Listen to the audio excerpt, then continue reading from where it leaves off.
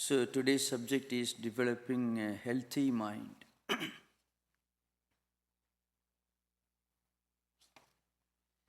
In fact, that's one of the most challenging problems of modern life.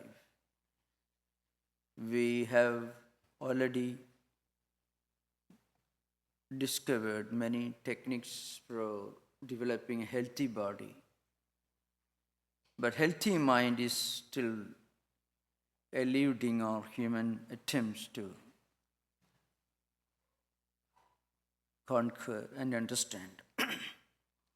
Now, my purpose here is to give an idea of the Vedantic concept of healthy mindedness. What healthy mindedness means in Vedantic tradition, rather in spiritual tradition. Not the concept of psychological well-being or a satisfactory level of emotional adjustment or a subjective well-being or self-actualization, social adjustability. These are all criteria that we use for judging the healthy mindedness according to modern psychology. But we know very well that there are still many psychological problems that cannot be tackled, that cannot be properly handled by the tools of modern psychology and psychiatry. The main problem of modern psychiatry and psychology is that we are trying to study, analyze, and solve the problems of mind at mental level. Vedanta says that the problems of the mind cannot be solved at mental level. Psychological problems cannot be solved at psychological level. Because our psyche or mind is a relative mechanism, and it is in its very nature to be full of vagaries, fluctuations, conflicts, and ideas. Because mind is defined in Vedanta as a manifestation of conflicting thought currents. That's how Vedanta understands human mind. A continuous flux, a flow of thought currents, many of them in conflict with one another. Now, how can we solve the problems of the mind at the mental level? Because we are using the tools of a sick mind to solve the problems of mental sickness. So there is an inherent inadequacy in that. Now Vedanta says, if you connect the mind, link the mind to a higher super consciousness that goes beyond, that is beyond mind itself, then mind becomes healthy. So, in contrast to modern psychology, Vedanta studies human mind at three levels: the subconscious, the unconscious, first, then the conscious. Till now, we have, of course, many commonalities between Vedanta or Vedanta psychology and modern psychology.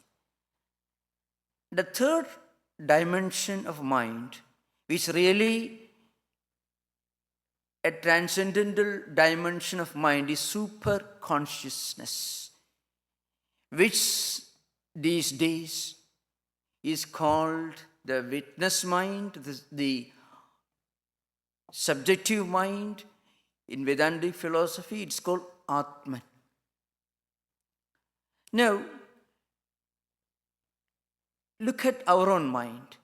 Look at memories, thought currents. What is our mind? Our mind is full of memories and thought currents. When there is a conflict in these thought currents and memories, we face problems. But mind is only a lower mechanism. Beyond the mind, beyond the consciousness, beyond the what they call the conscious level of mind, there is a superconscious level which goes beyond what we normally understand mind at the psychological level, which we call Atman. And this Atman is beyond thought currents, beyond problems, beyond memories. This Atman is the all-knowing witness, the subject. It doesn't participate in this drama of human life, in these various manifestations of memory, thought currents, and conflicts. So, perfect and complete psychological well-being is, in reality, a spiritual state, not a mental state. When we try to solve the problems, we are actually trying to run away from the problem or postpone the problem. Medicines, psychological counseling confining to psychological principles that doesn't refer to the spiritual dimension of human mind is only an attempt to suppress, to reduce the intensity, to run away from, or to postpone problems, not a solution to the problem. This is the first principle that is to be kept in mind in Vedantic psychology. I can give one graphic description of how psychological problems develop. Sometimes I know that many of our friends these days may not fully approve of quoting some ancient scriptures, must have been written around 3000 or 500 BC. But there is a reason why I quote. I can give an example why I am referring to this one aspect. About 2 months back, when I gave a talk on Emerson, the Vedantist, I drew a comparison between a very well-known verse in the Bhagavad Gita, that is the 19th verse of 2nd chapter. Ye enam veti khandaram yaschayanam manniti khadam ubhau no vijanito nayam khandi na khanyade. This is the 19th verse of 2nd chapter. In the famous poem of Emerson, the first stanza is a literal translation of this verse. Every word, the only additional word that Emerson uses is red slayer. But in Gita, it is only slayer. The point is this Atman is a non-participant. All actions or actorship and doership take place at the sensory level, at the mental level. This Atman, the eternal witness, is Sakshi, the eternal subject, which is not involved in any of these actions, which actually take place at the sensory level. Now, if you read Emerson's life, you find he got a copy of Bhagavad Gita from Carlyle, who was a famous British socio-critic, who presented him with a copy of Bhagavad Gita, which was translated by Charles Wilkins in 1784. So when I quoted this, one of my close friends later told me next visit, well, Emerson was smart enough to figure out it himself. In a way, the universal spiritual truths can be reached, attained, experienced by all of us. But when we relate these great ideas as belonging to an ancient tradition, which were experienced by saints and sages and philosophers like Socrates or Plato and Aristotle, or the ancient Indian sages or Lao Tzu or Confucius, it becomes a common universal spiritual heritage. And when we read it, we feel we are in distinguished company, in the company of saints and sages and philosophers. On the other hand, if we try to say this is an independent contribution of my mind, it's like a branch of a tree claiming copyright. Well, I have nothing to do with this tree, nothing to do with the roots. I am an independent entity. If a small branch of a tree or a leaf of a tree declares independence, prepares a declaration of independence, it would be ridiculous. Similarly, these great spiritual truths have been experienced and practiced in their own life by innumerable saints and sages and philosophers who were great scientists in the field of spirituality. In their ranks you find Jesus, Buddha, Shankara, Ramakrishna, Saint Teresa of Avila, and so on. All these great saints and sages and spiritual teachers had this common heritage. They have made this common spiritual contribution to human civilization. That's the reason why I quote the scriptures, because we started this spiritual journey long back, thousands of years back. So I shall quote one famous verse from the Bhagavad Gita. That's again in the 2nd chapter, where the teacher, Lord Krishna, gives a graphic description of how we become psychologically deranged, how problems emerge in human mind. The verse is this: Dhyayodo Vishayan Pumsaha Sangasteshu Upajayade Sanga Sanjayade Kamaha Kama Krodho Bijayade Krodhat Bhavadi Sammoha Sammoha Smriti Vibhrama Smriti Bhramshat Buddhinasha Buddhinasha Pranasidi. Just 2 verses. It's a graphic description of depression and COD, which is called, this compulsive obsessive disorder, many problems of schizophrenia, many psychotic and neurotic problems. Here, the teacher says, our mind loses its balance. We lose our psychological well-being. How? Our mind is constantly drawn towards various sensory objects. Now, it doesn't really affect us. If we can look upon these sensory experiences without much involvement, inner involvement, which may be called attachment. And here, the subjects, the seer, the experiencer, so many things are happening in the world.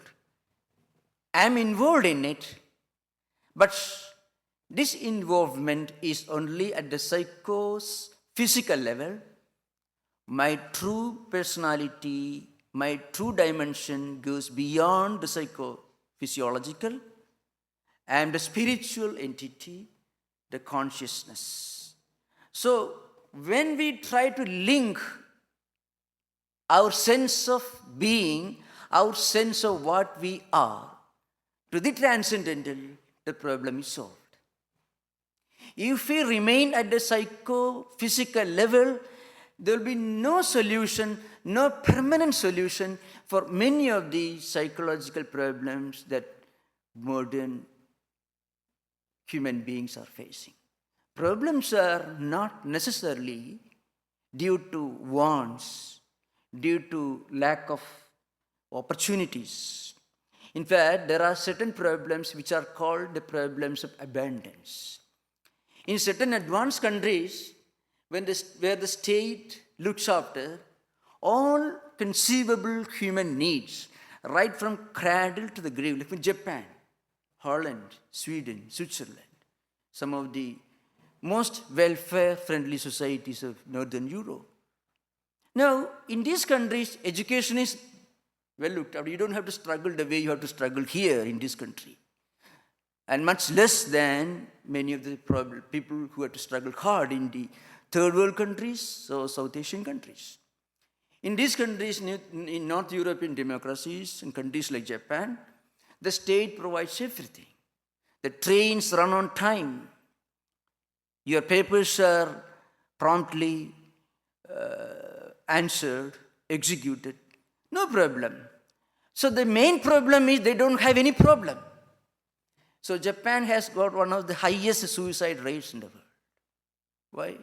And this is true in many advanced countries, which means mental problems, psychological problems cannot ultimately be solved at the physical or psychological level. They have got everything. But now the problem is what to do. Everything is fine. Now what to do? That's a big problem. If you are suffering from a serious wound, it can be supplied. But suppose you have solved all problems in this world, then you are facing a much bigger problem. That means there is something wanting, there is a vacuum within. Our sense of what we are needs a reinterpretation, a re-explanation. Now, Lord Krishna says, we look around, we see things, our mind gets attached, and then we struggle to obtain these things. We don't always succeed. We become frustrated. We become angry. We lose our balance, and we are lost. This is one part. But there is another problem. As I said earlier, when all your desires are fulfilled, then mind is seeking for another explanation. What am I? This question. Here, Lord Krishna makes an interesting statement. We are not participants in this drama of life. Our senses, our eyes, our mind, our five senses of perception, eyes, ears, touch, smell, and so on. All of them are engaged in different actions. But that real I is something beyond all this. So and this real I is one eternal, immortal, deathless, universal, all-pervading, omnipresent, immanent reality. Its true nature is eternal, immortal, permanent blissfulness. And this blissfulness doesn't come from outside. This blissfulness comes from within. Our true nature is that we are eternally blissful. And eternal blissfulness is what is called the permanent state of psychological well-being, when you go beyond the psyche, when you go beyond the mind. Such a person can be active 24 hours of the day. He can be right in the midst of these duties and responsibilities. He need not run away from life. He can do everything. But even when he's engaged in duties and responsibilities, he can remember within him, well, my true nature, my real home is this all-pervading Atman, superconscious reality. All the great saints and sages and godmen and godwomen became great. They could teach, they could inspire, they could provide peace and harmony to humanity because they had a glimpse of this eternal blissfulness, which is a state of perfect identity with the whole creation. When the barrier between me and the other is gone, when a person realizes his oneness with the whole creation, when he realizes that the whole humanity is one spiritual family. Most of the problems arise out of loneliness, which is the cruelest thing in modern life. a feeling of loneliness, left alone, being left alone. I don't have anybody. This solitude, the cruelest psychological state problem people face in modern times is loneliness. And again, loneliness along with memories. That's what we understand when we read problems in modern psychiatry. Memories and loneliness. Vedanta says that we are not alone. We are one eternal spiritual family. The whole creation is one. Then what about memories? This may appear to be a high-sounding metaphysical, ontological principle. But when we read the lives of great saints and sages who worked not for themselves, but for others, who didn't struggle hard, who didn't spend toil all their life just for making money, just for making their own life more luxurious, but also worked for the psychological and physical well-being of others without thinking of receiving anything in return, except the inner contentment that we normally feel, well, I have done something good. The only reward is, well, I have done something good, which will have a soothing effect in our own psyche. Now, if we study the lives of these great saints and sages, you can include all the great founders of religious traditions, whether Buddha or Christ or any great saints and sages, born in all cultures, all traditions, many of them remaining unknown to us, unknown to history. So all of them did experience this unity with the whole creation. That's how they connected to the superconscious, the transcendental. So when we are able to connect our mind to the supra-mental reality, Atman or superconscious reality, then what is happening, a small canal is linked to the mighty ocean.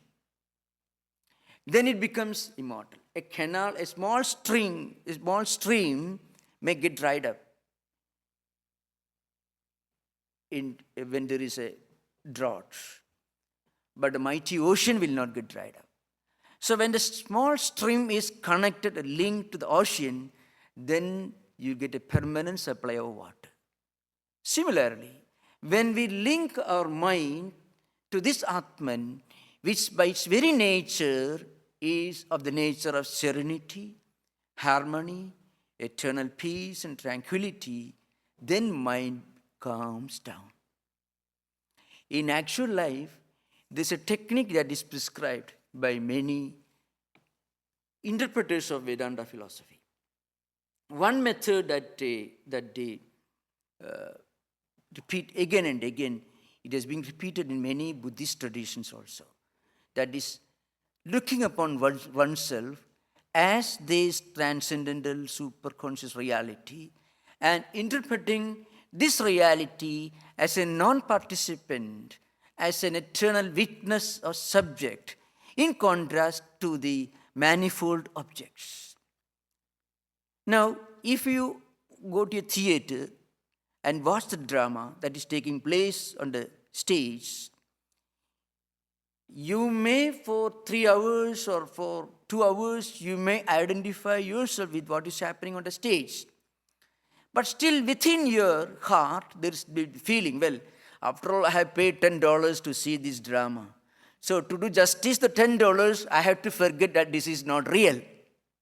If you go to a film, and while watching the film, if you remember, it's only a mixing up of different photos and makeups and play acting, then you won't be doing justice to $10 that you have paid to purchase a ticket. So to do justice to that, you forget for the time being that it is not real. Now, in real life, if we could do that, then we can keep the mind in a state of perfect balance. In real life, what we normally experience is not actually real. If we go to Disneyland or these places, 3 hours, you pay money. For 3 hours, you forget the reality and you identify yourself with the unreal, maybe for 3 hours. In real life, we frequently identify ourselves with the unreal, maybe for 100 years, if we live for 100 years. So the difference is only relative in terms of space, time, and causation. In real life, we do for a long time. In a theater or a Disney World, you do maybe for 3 hours. We take the unreal for the real, and we take the real for the unreal. We are the witnessing subject, and all these things are really unreal. That's a reality, but we interpret the unreal for the real. Now, this is one technique that was later on developed by an important school of Buddhist philosophy, which is called Yoga Acharya or Vivekananda, subject to idealism, where they witnessed this method. So because they combined yogic meditation and Buddhist philosophy, they came to be called Yoga Acharya or Vivekananda, which is now interpreted under different categories in modern times. In the Gita, Lord Krishna gives a picture of a person who really is able to look upon the whole life as a drama, as an experience that is happening that is unfolding in front of him without himself participating in it. He compares a healthy-minded person to an ocean. The verse is this: Apuryamanam achalapradishtam samudramaba pravishanti yadut taddut kamayam pravishanti sarve sashanti mapnoti nakamakami. The reason why I quote these verses to emphasize the point, I have no copyright to these ideas. Because these things were not just taught, this was experienced by saints and sages. So we are all in distinguished company of saints and sages. Now the comparison is this: a healthy-minded person is called Sthita Prajna. The literal translation is Sthita Prajna Yasya Saha Sthita Prajna. That is the compound description we call Samasa. Now Vigraha means a person whose mind, intellect is in a state of perfect steadiness, tranquility. That is the description. You find this description in the Gita, 2nd chapter, from 55th to 72nd verse. In 18 verses, there's a long description of how a healthy-minded person lives in this world and how to develop healthy-mindedness. Now he says, as I said earlier, the healthy-minded person is like an ocean. Innumerable rivers are emptying their waters into this ocean. The ocean doesn't go and invite these rivers to come towards it. The ocean doesn't say no when these rivers flow towards it. The ocean remains a witness. Similarly, if we can look upon our own life, these manifold experiences, as a drama, as something that happens on the stage that we are witnessing, sitting on the gallery, without participating, then our mind will not be affected. You know, most of the problems are related to memories. That's a big problem in modern times. How do you fight memories? In very many psychiatric cases, conflicts, obsessions. See, washing mania. The man, if a child, he must have been beaten by maybe his father, grandfather for not cleaning things properly. He may have eaten food with some poisonous bacteria matter in his hand, must have got a disease. Or a person who goes on checking whether the door is locked properly or not. Even if he was a child, he must have had an experience. A burglar must have broken into the home because the door was not properly locked. Of course, in Vedanta and yoga, these experiences need not be related to this life. It could come from previous life, of course. That's the difference between yoga, Vedanta on the one hand, and psychology. Psychology takes into consideration only memories and experiences pertaining to this life. Yoga and Vedanta takes into consideration memories and experiences belonging to innumerable past life. There may be a question that many people may ask, how do we know that? So Vedanta says, if you memories which are inseparably linked to names and forms are related to experiences in this life. Memories which are abstract in form without any association with name and form come from previous life. Because we lose memories of names and forms when these experiences are coming from another cycle. So now coming to the subject again. Memories are a very big problem. Innumerable problems are related to memories, conflicts, many different forms of schizophrenia, all related to memories. What are memories? Memories are re-experiences. When we remember something, we relive a previous experience, not at the gross level, but at the subtle level. So in memories and dreams, what is happening is, the latent memories come to the surface, and mentally we re-experience, we relive those experiences, which creates conflicts. Now, here, this in the Gita, Lord Krishna gives a picture of a healthy-minded person. He can completely dissociate himself with these memories, bundle of memories. How? Because he is not involved, which is called detachment. You use this detachment as a sharp tool to cut the link that connects you with unpleasant memories.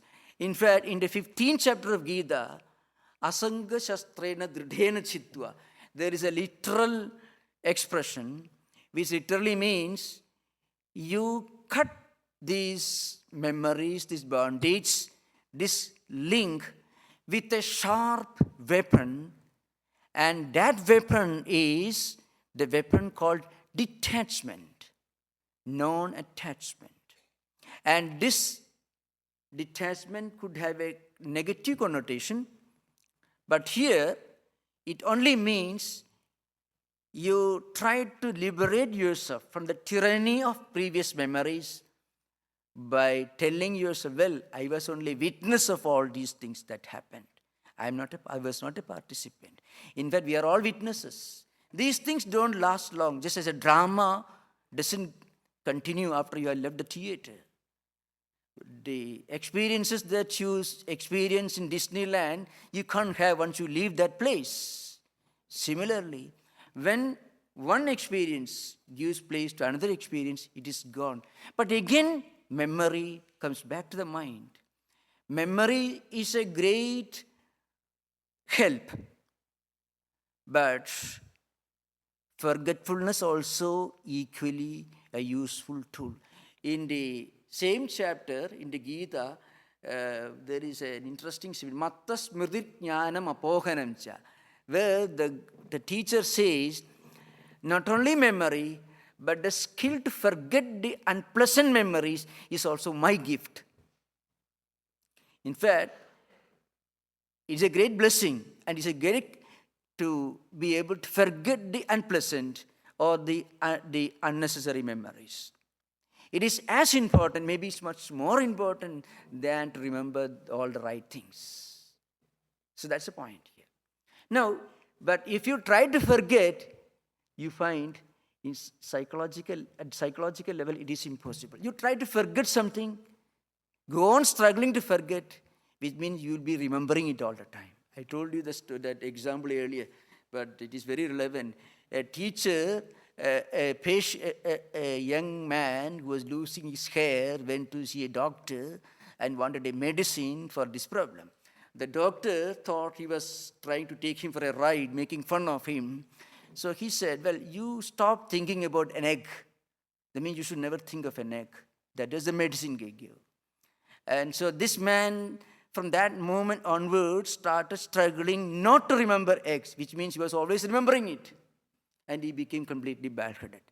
So if you, psychologically, if you try to avoid doing something, you will be doing it again and again.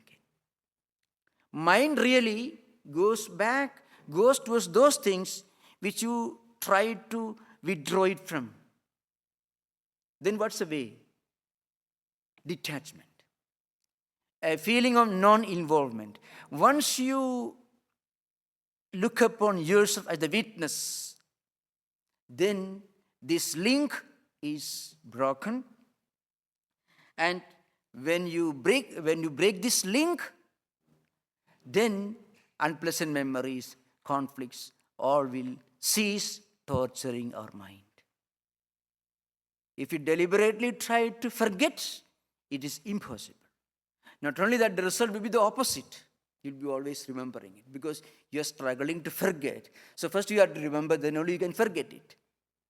But if you use the tool of detachment, slowly that unpleasant memory starts fading out of your mind. This is the method used here. So we should look upon ourselves as the witness.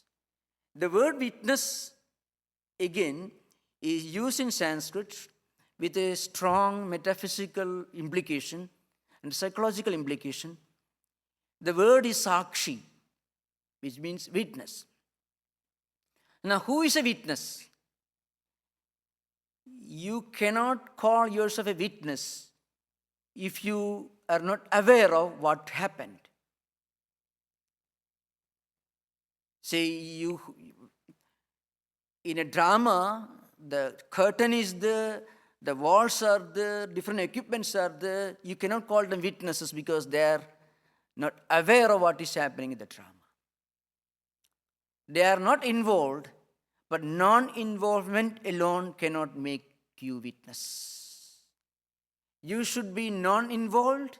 At the same time, you should be aware of it. So awareness and non-involvement are two aspects of witnessship. That is in Buddhist tradition also. Perfect awareness plus non-involvement. That constitutes the psychological, the metaphysical aspect of being a witness. In Sanskrit, it was defined by Shankaracharya, who wrote the commentary on Upanishads, called Sakshitvat, Bodhritvat, Anasaktitvat, Sakshitvam. That is the definition. Means, a real witness is one who is aware of it. Being aware of it, he is able to keep himself away from it.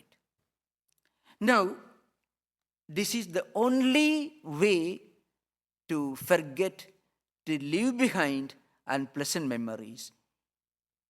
Now, in Vedantic psychology, human mind is, as I said earlier, is defined as a bundle of thought currents, tendencies, impressions.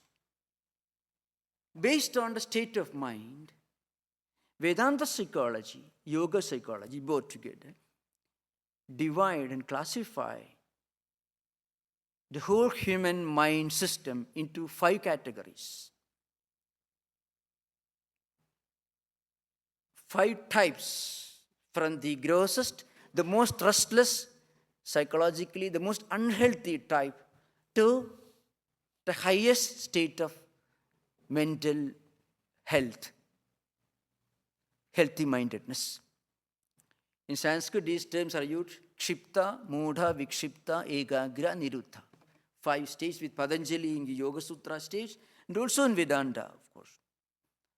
Now, at the lowest level, we have certain people who are restless, who are suffering and enjoying, mostly people belonging to different psychotic and neurotic problems belong to this category.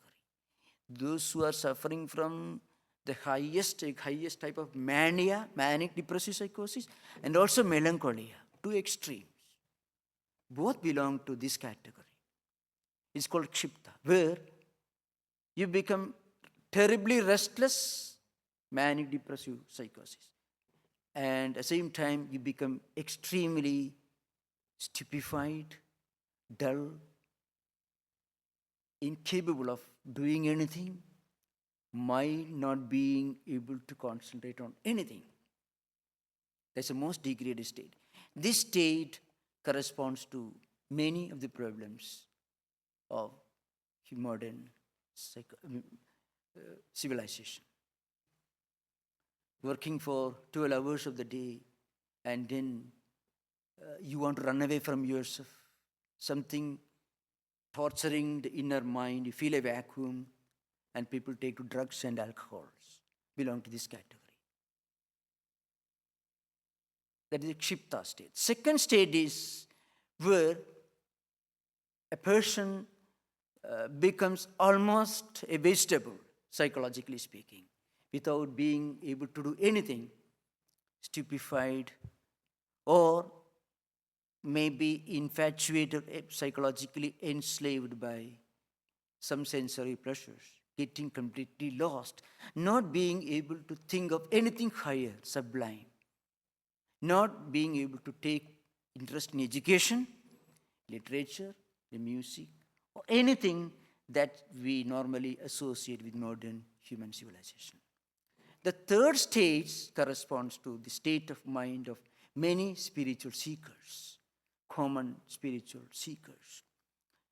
When we read a book, when we listen to lecture, when we pray, when we meditate, we feel a great interest in spiritual matters. Suddenly we become aware that it is not enough to spend all the time and energy to make money, wealth, and comforts. There is something higher that we must look for. At this state, we become interested in spiritual life, but that interest doesn't remain permanent. After some time, we lose interest and we go to the other extreme, like a pendulum that moves from one extreme to the other extreme. We are not able to sustain the same level of interest in spiritual matters, higher thinking. Mind suddenly goes down to one level, and then people take to drugs and all that. At some other times, mind goes to a higher level. We read books on mysticism, we meditate, we pray, we discuss spirituality, philosophy, and so on. This is really a state which corresponds to the state of spiritual seekers. At this stage, we are not able to distinguish consciousness from the contents of consciousness. This is one skill that every spiritual seeker, to begin with, should try to develop.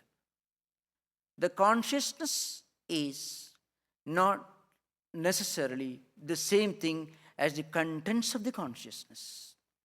Our mind may have many thoughts, conflicting thoughts and associations. They should be looked upon as distinct and different from consciousness itself. Once we try to distinguish and differentiate consciousness from its contents, then slowly we will be able to concentrate more and more. Mind becomes calm and quiet. Mostly the problems arise when we misinterpret consciousness for its contents.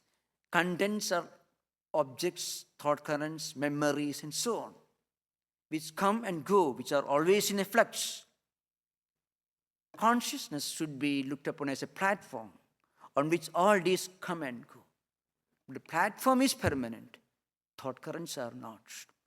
So, At the third stage, if we can look upon our own personality as a platform, as a consciousness, and all the conflicting thought currents and fluctuations that suddenly takes our mind away from spiritual thoughts, like a pendulum swinging in the opposite direction. Once we develop this skill to differentiate consciousness from its contents, then slowly we will be able to concentrate much more. And this state leads to the fourth stage, is called Ekagra, the state of concentration. People who reach this level will be able to devote all their time, energy, and powers of concentration, time, energy, everything, for one sublime goal. It may be art, it may be mysticism, it may be science, especially during the time when scientists had to constantly contemplate on their scientific theories and formulas, when they had to lose themselves, their own personality. People like Newton, he could not have recorded all the data in a computer. So great scientists till around maybe the beginning of maybe till 19th century were great thinkers and philosophers. Great scientists were great seekers of truth. What they discovered were the truths of external nature, but still they were fundamental truths. But when we start depending upon modern gadgets, one can store all the data in a computer and get completely intoxicated for the rest of his lifetime. Because there is no need to remember, to be constantly thinking about a great scientific truth. So at the fourth stage, we start evolving to a higher level. Great mystics, great painters, I'm talking about painters with some philosophical, spiritual content in their creations, master creations. Great musicians, great sages, they all have reached the fourth stage of concentration. The fifth stage is the highest level of experience, mystical experience, where we transcend all the vagaries, where thought processes come to an end, modifications come to an end. These normally we describe in the Patanjali Yoga Sutra classes. But because these 5 states and an understanding of these 5 states is very crucial, is a key to understand what we normally mean by healthy mindedness. We can never remain mentally healthy if we try to solve mental problems at mental level. So, the first principle is we must try to seek the deeper, the higher dimensions of our own personality. And when this happens, we are able to link our mind to something higher than mind itself, which is Atman. To give an example, as I mentioned earlier, a stream which could get dried up is linked to a mighty ocean which remains eternal and perennial source of water. So, going back to Gita, Lord Krishna says, a healthy-minded person is like an ocean. He or she is not agitated by what happens around her or him. But he or she is always active, but doesn't go after action, but doesn't run away from action. So, apuryamanam achala pradishtam. It remains in a state of perfect tranquility, peace, and balance. And rivers, hundreds of rivers empty their waters into this ocean. The ocean remains unaffected. Why? The ocean is not very particular that all the rivers should flow towards it. The ocean doesn't say no to the rivers when they flow, when they bring their waters towards it. The ocean remains unaffected. Now, Taddut kamayam pravishanti sarve shanti mapnoti na kama kami. Pure description of healthy mindedness. That person attained perpetual peace. Which person? A person who is able to remain a witness by practicing this doctrine, this ideal of non-attachment, non-involvement, with perfect awareness. So that person alone can be always active, can remain in the midst of modern duties and responsibilities, at the same time remain unaffected. Somewhere within our heart, we must keep this idea that, well, we need money, people need money, they need wealth, they need many other things, but there is something higher and beyond all this. Without that, these things may give me momentary pleasure, but they may also give me grief and misery in the form of either neurotic or psychotic problems. So mind should be allowed to go beyond itself. Mind should be allowed to transcend itself. And for that, either you can practice religion, mysticism, or at least keep a high, sublime ideal before us. If the ideal is related to worldly enjoyments, then we are heading for psychological disaster. But if the ideal takes us beyond worldly pleasures, then we can live in this world physically healthy, at the same time with a sound mind. And sound mind doesn't mean often, in some constitutions and the constitutions of nations where spirituality is not emphasized. In fact, the state should provide for the spiritual welfare of the citizens. It means parks, exhibitions, gymnasiums, nightclubs. In some states, I had occasion to read these constitutions of certain countries which practiced atheistic political ideologies. Some of them have collapsed in recent times, thank God. Anyway, but in their constitutions, if you read, you find spiritual welfare of the proletariat or these citizens means more parks, more theaters, more ballet, and more wonderful things to enjoyment. So spiritual here means that something that goes beyond mind, something that goes beyond momentary happiness and momentary unhappiness, something that convinces us that we are one eternal, immortal reality. Healthy mindedness is our natural state. Unhealthy mind is a foreigner, in fact.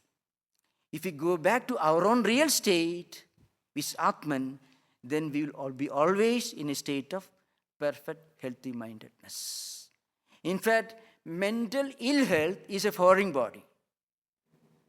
Mental balance, perfect tranquility, peace is our true nature, because these are different dimensions of the eternal supreme consciousness we call Atman, which is called Satchidananda.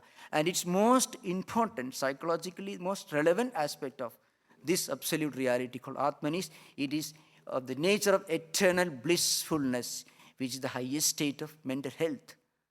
So thank you. We will discuss this matter during interaction if there are questions from you. Thank you. Namaskar. Om Shanti Shanti Shanti. Hari Om. That's it. Sri Ramakrishna Order.